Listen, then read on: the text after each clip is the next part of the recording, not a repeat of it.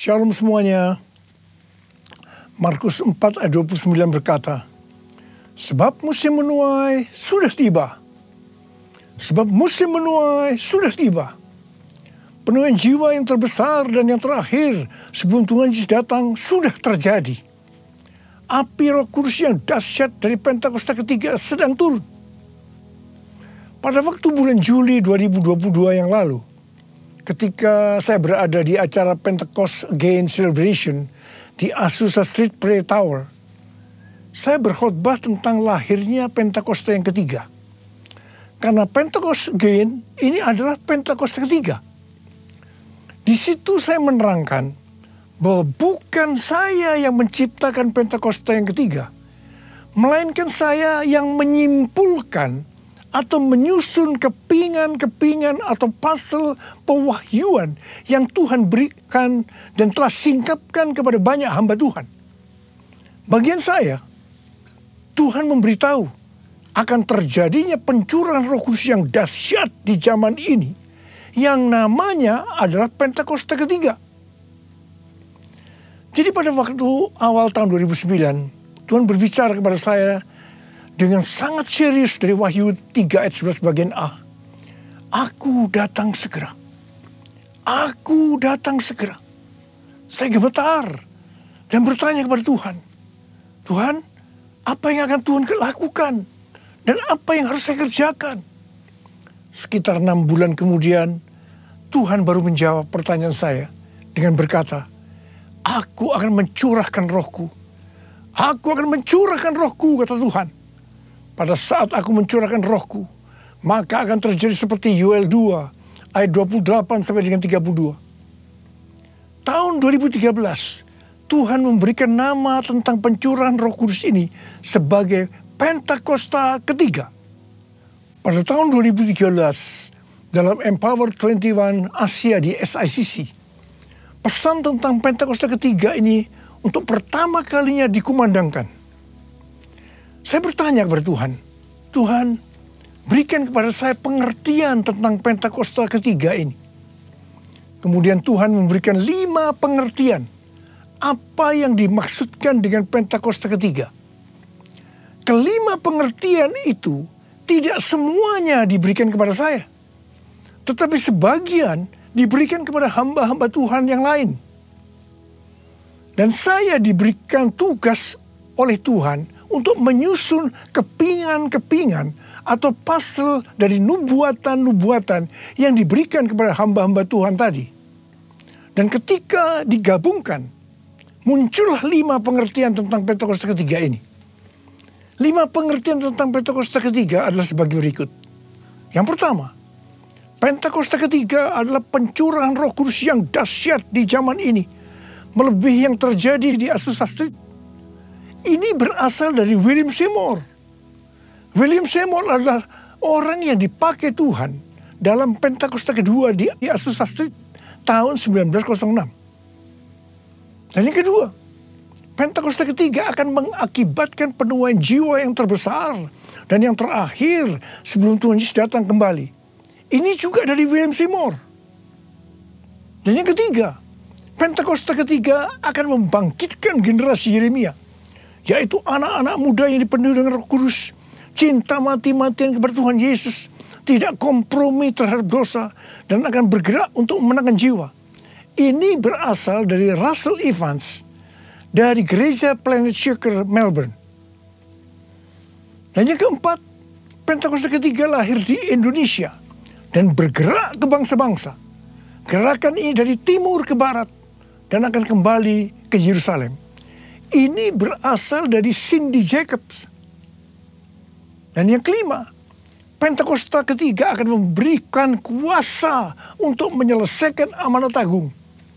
Dan setelah itu Tuhan Yesus datang kembali. Ini dari Tim Hill, Ketua Umum Church of God Amerika Serikat. Api Pentakosta menyala, api Pentakosta menyala. Api Pentakosta ketiga, api Pentakosta menyala, api Pentakosta menyala.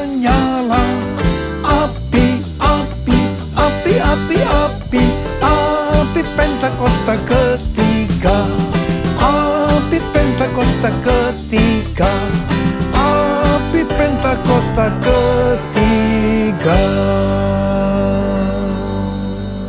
Dari tanggal 26 September 2022 sampai dengan 15 September tahun 2023, menurut kalender Ibrani, kita sedang memasuki tahun 5783 atau yang disebutkan dengan P Gimel. Memasuki tahun 5783 ini, kita akan melihat kasih karunia yang luar biasa yang akan dicurahkan kepada mereka yang sungguh-sungguh mencari Tuhan. Namun bersamaan dengan itu, akan ada pembersihan di rumah Tuhan dan penghakiman terhadap dunia ini. Tuhan akan mengungkapkan dosa-dosa yang tersembunyi. Tidak ada sesuatu pun yang tertutup yang tidak akan dibuka. Dan tidak ada sesuatu pun yang tersembunyi yang tidak akan diketahui. Karena itu, apa yang kita katakan dalam gelap akan kedengaran dalam terang. Dan apa yang kita bisikkan ke telinga di dalam kamar akan diberitakan dari atas atap rumah. Bukan rahasia lagi bahwa hari-hari ini gereja Tuhan sedang dibersihkan dalam hal dosa keuangan, dosa moral. Banyak hamba-hamba Tuhan yang jatuh. Hal ini harus diartikan bahwa peristiwa ini baru diungkapkan oleh Tuhan sekarang ini. Sedangkan prosesnya sebenarnya sudah lama.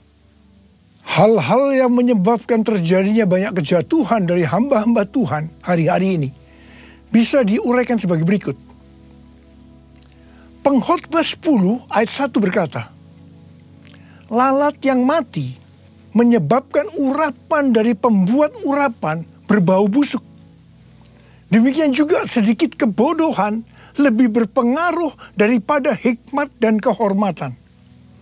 Ayat ini bisa diartikan sebagai berikut. Sama seperti lalat mati yang membusuk akan merusak sejumlah minyak wangi. Demikian pula sedikit kebodohan dapat meniadakan dampak hikmat yang besar. Rencana yang bijaksana dapat dibuat, tetapi seorang yang membuat sedikit kebodohan dapat merusak seluruhnya. Rencana dalam mengikut dan melayani Tuhan yang dilakukan dengan baik, tetapi karena membuat sedikit kebodohan, membuat hancur secara keseluruhan. Artinya, tidak sampai kepada garis akhir. Tidak finishing well. Yang dimaksudkan sedikit kebodohan di sini bisa diartikan bukan melakukan sesuatu pelanggaran yang besar. Tetapi pada mulanya mengabaikan hubungan mereka dengan Tuhan. Sedikit demi sedikit akan merampas kasih, keintiman, kebijaksanaan, tekad yang mereka miliki. Sehingga hal itu membuat mereka tidak setia kepada Tuhan. Dan tiba-tiba kehancuran datang. Harap digarisbawahi. Jangan sampai mengabaikan hubungan dengan Tuhan. Pengabaian apa saja yang biasanya dilakukan dalam hubungannya dengan Tuhan? Yang pertama, tentang doa. Sejak dulu banyak orang yang mengukur kemajuan kerohanian kita dengan rutinitas waktu doa setiap hari. Tetapi hal ini tidak mengubah karakter kita. Kita bisa bersaat teduh, tetapi tanpa keintiman dengan Tuhan. Yang kedua, iblis kalau tidak bisa membuat kita menjadi jahat, maka dia akan membuat kita menjadi sibuk. Semakin sibuk. Ada hamba Tuhan yang berkata bahwa kesibukan menghancurkan hubungan kita dengan Tuhan. Kalau kita lebih merasa senang pada waktu kita melayani pekerjaan Tuhan daripada waktu kita berada dalam hadirat-Nya, sebenarnya kita sedang melakukan sesuatu kompromi. Meskipun kelihatannya kualitas kerohanian kita hebat. Dan seiring dengan waktu, kepura-puraan akan mengikat kita. Kepura-puraan akan mengikat kita. Dan tiba-tiba kehancuran datang.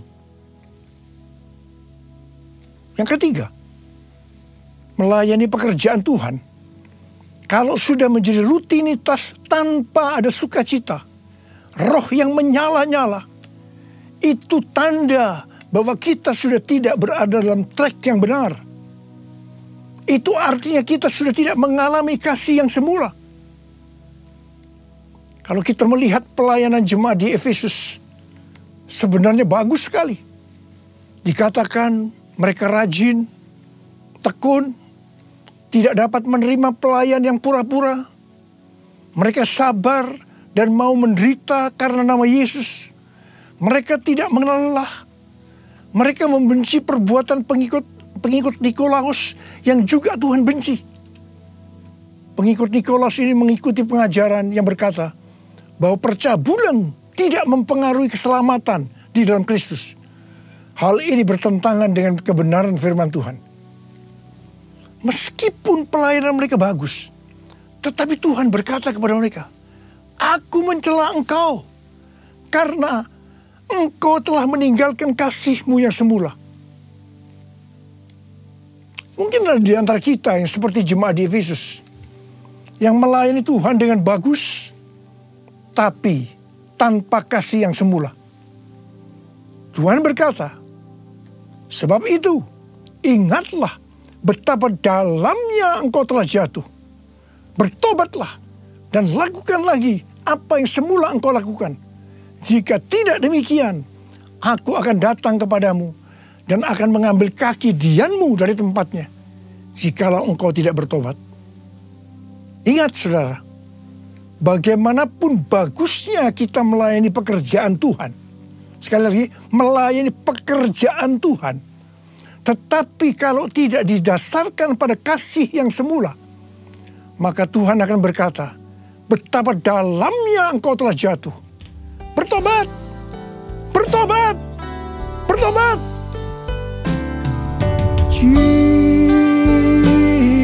Jesus, Lord Jesus,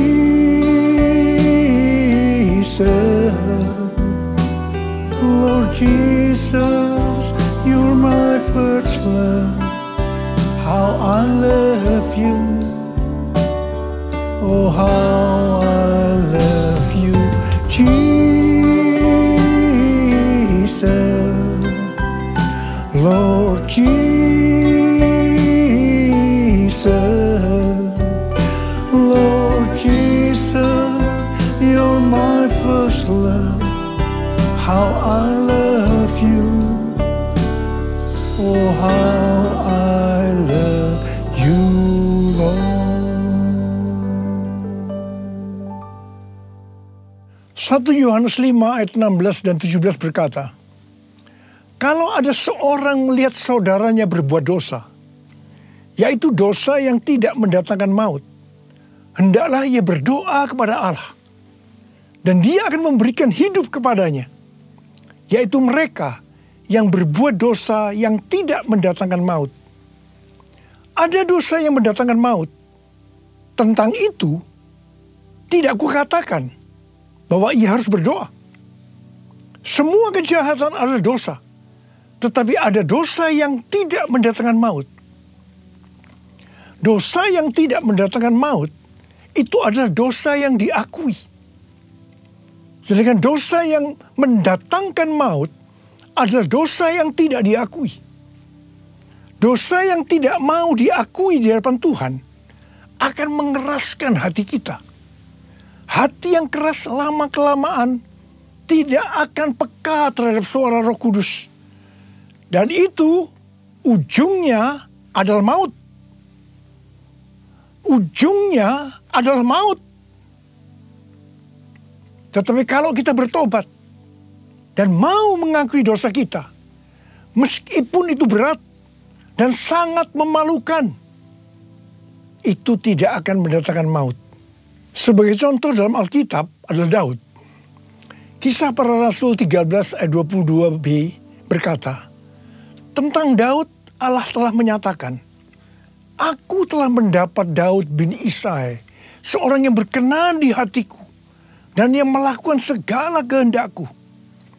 Di mata Tuhan, Daud adalah seorang yang berkenan di hatinya, karena melakukan segala kehendaknya. Mungkin ada di antara kita yang bertanya-tanya, kok bisa ya? Padahal Daud pernah berbuat dosa yang besar dalam peristiwa dengan Batsheba. Alkitab katakan, setelah hubungan haram antara Daud dan Batsheba membuat Batsheba yang mengandung.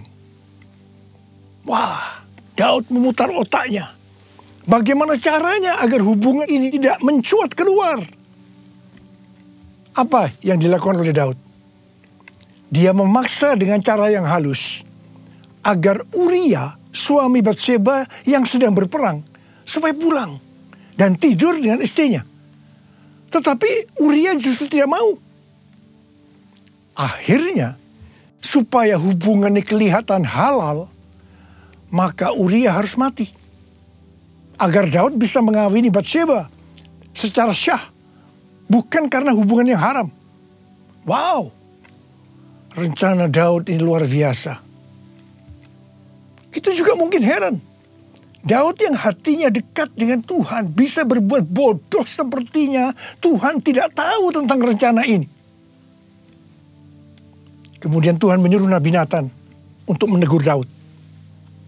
Nah, disinilah kita akan melihat respon Daud ketika ditegur tentang dosa yang disembunyikan itu. Daud langsung mengakui dosa yang diperbuatnya tanpa berbelat-belit. Dia minta ampun kepada Tuhan dengan sungguh-sungguh. Dan Daud tidak menyembunyikan dosa yang memalukan untuk supaya tidak diketahui orang. Justru kalau kita melihat dalam Mazmur 51, yang merupakan doa pengakuan dosa Daud ketika Nabi Nathan datang kepadanya setelah menghampiri Batsheba. Dengan terang-terangan Daud mengakui di ayat yang ke-6 dengan berkata, terhadap engkau sajalah aku telah berbuat dosa dan melakukan apa yang kau anggap jahat. Daud tidak ragu-ragu untuk mengumumkan bahwa dia adalah seorang pembunuh. Dan ayat 16 yang berkata, lepaskanlah aku dari hutang darah ya Allah, Allah keselamatanku. Sepengetahuan saya, tidak banyak orang yang seperti Daud. Banyak orang yang begitu ditegur dosanya, dia berbelat-belit. Apalagi kalau orang itu mempunyai posisi yang tinggi, lebih mudah untuk berbelat-belit. Dia tidak mengakui dosanya. Ingat, kalau kita melakukan seperti itu, Alkitab tadi katakan, itu dosa yang mendatangkan maut. Tetapi kalau kita mengakui dosa kita, meskipun itu dosa yang besar, memalukan, justru di mata Tuhan, itu merupakan dosa yang tidak mendatangkan maut. Tidak heran kalau kita melihat kehidupan Daud. Dia disebut orang yang berkenan di hati Tuhan, karena dia melakukan segala kehendak Tuhan. Dan yang lebih hebat lagi, Alkitab katakan, Yesus disebut anak Daud. Saya akan ingatkan kepada saudara, jangan menyembunyikan dosa. Sebab itu akan diungkapkan oleh Tuhan dengan cara yang tidak bisa kita mengerti. Dan yang lebih penting lagi, kalau kita mengaku dengan jujur di hadapan Tuhan, meskipun dosa itu sangat memalukan, dosa itu tidak akan mendatangkan maut. Dan Tuhan berkata, dosa seperti itu yang didoakan. Seperti yang dikatakan dalam 1 Yohanes 5, ayat 16 dan 17 tadi.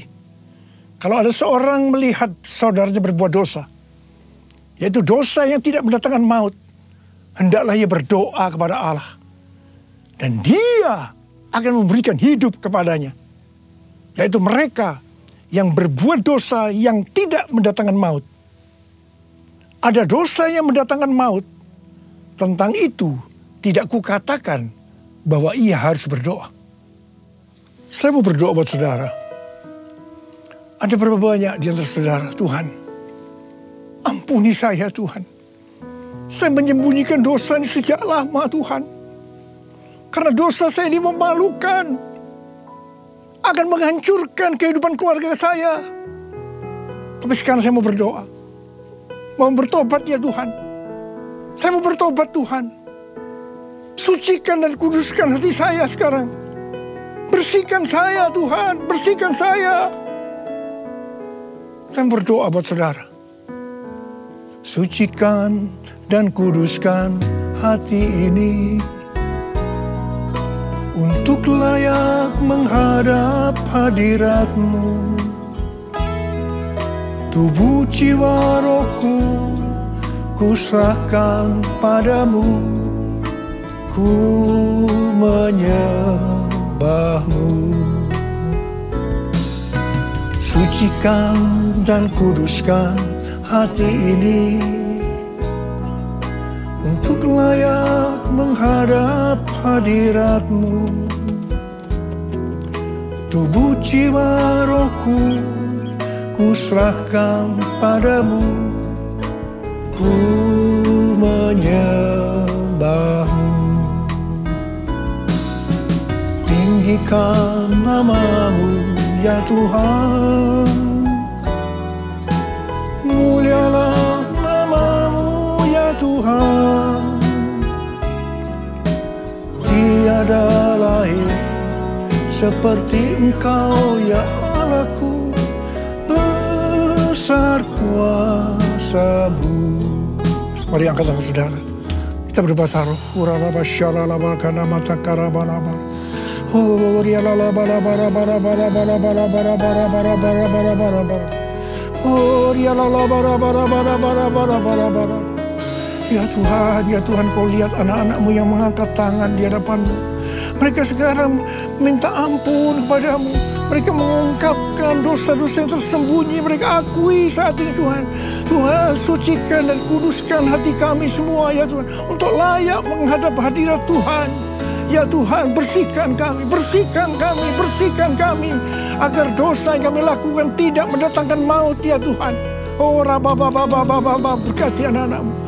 Terima kasih Tuhan, terima kasih Tuhan, berkat-Mu melimpah. Terima kasih. Kasihani kami Tuhan, kasihani kami semua ya Tuhan, kasihani kami. Terima kasih, dalam nama Yesus kami berdoa. Amin.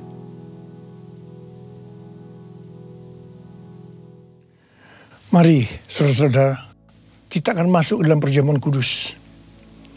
Kita akan mengingat ayat ini. Sebab setiap kali kamu makan roti ini dan minum cawan ini, kamu memberitakan kematian Tuhan sampai Ia datang. Perjamuan kudus adalah perjamuan Tuhan Yesus sendiri. Setiap kali kita masuk dalam perjamuan kudus, Tuhan Yesus selalu berkata, biarlah ini menjadi peringatan akan daku. Karena itu mari arahkan hati saudara kepada kebaikan Tuhan. Kita akan mengingat kebaikan Tuhan. Mari tundukkan kepala. Bapa, siapakah kami sebelum kami mengenal Engkau? Kami semua orang berdosa. Upah dosa adalah maut, mati. Tapi Engkau yang tidak berdosa telah dijadikan dosa oleh karena kami. Engkau harus turun dari sorga mulia, menjelma menjadi manusia. Mati ganti kami dengan penderitaan yang luar biasa. Sungguh kalau kami pikirkan betapa baiknya Engkau ya Aba. Engkau jadikan kami sebagai anak-anak-Mu. Engkau berkati, Engkau tuntun, Engkau tegur kami, Engkau hajar kami kalau kami berbuat dosa. Engkau sembuhkan kami, itu Engkau ya Aba, itu Engkau. Tuhan akan memberkati kita semua melalui perjamuan kudus. Tapi Tuhan mau kita makan dan minum dengan cara yang benar. Karena itu sekali lagi, mari kita introspeksi. Sekali lagi, mari. Jangan menyembunyikan dosa. Akui di hadapan Tuhan. Akui di hadapan Tuhan. Ampuni. Ampuni kami ya Tuhan. Ampuni kami. Kau lihat anak-anak-Mu yang sedang meminta ampun kepadamu saat ini Tuhan. Ya Tuhan. Turunkan belas kasihan-Mu kepada kami semua ya Tuhan. Turunkan belas kasihan-Mu. Terima kasih ya Bapa, terima kasih. Kami akan masuk dalam perjamuan kudus dengan hati yang penuh ucapan syukur. Dalam nama Yesus kami berdoa. Amin.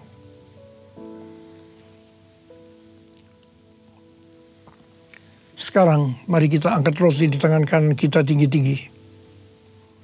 Sebab apa yang telah kuteruskan kepadamu telah aku terima dari Tuhan. Yaitu bahwa Tuhan Yesus pada malam waktu ia diserahkan mengambil roti. Dan sesudah itu ia mengucap syukur atasnya.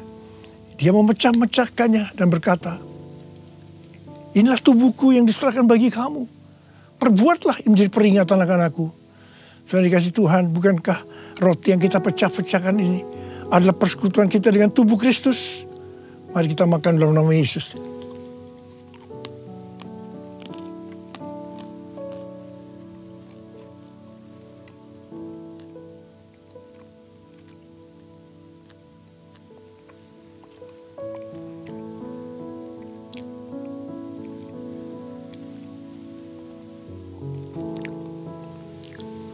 Sekarang angkat cawan di tangan kanan kita tinggi-tinggi.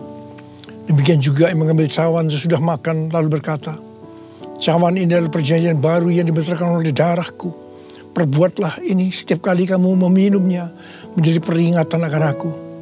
Saudara dikasih Tuhan, bukankah cawan pengucapan syukur yang atasnya kita ucapkan syukur adalah persekutuan kita dengan darah Yesus? Mari kita minum dalam nama Yesus.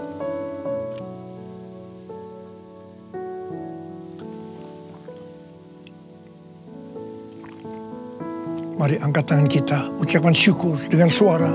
Jangan diam. Tuhan, terima kasih ya Tuhan. Terima kasih ya Tuhan. Kami bersyukur ya Tuhan. Kami bersyukur ya Tuhan. Kami bersyukur ya Tuhan. Ora la bara bara bara bara bara bara bara.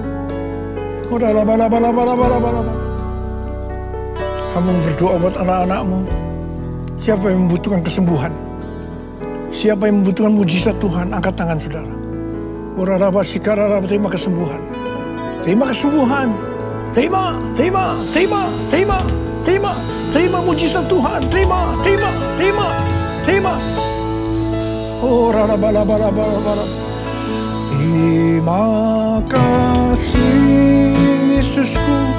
Terima kasih Yesusku, puji syukur hanya bagi Tuhanku. Terima kasih Yesusku, terima kasih Yesusku, puji syukur hanya bagi Tuhanku. Terima kasih Yesusku. Terima kasih Yesusku, puji syukur hanya bagi Tuhanku. Terima kasih Yesusku, terima kasih Yesusku, puji syukur hanya bagi Tuhanku. Puji syukur hanya bagi Tuhanku. Puji syukur hanya bagi Tuhanku.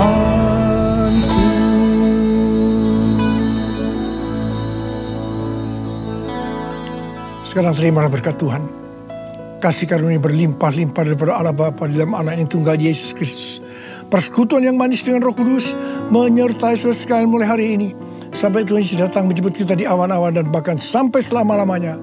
Yang percaya bersama-sama katakan, Amin.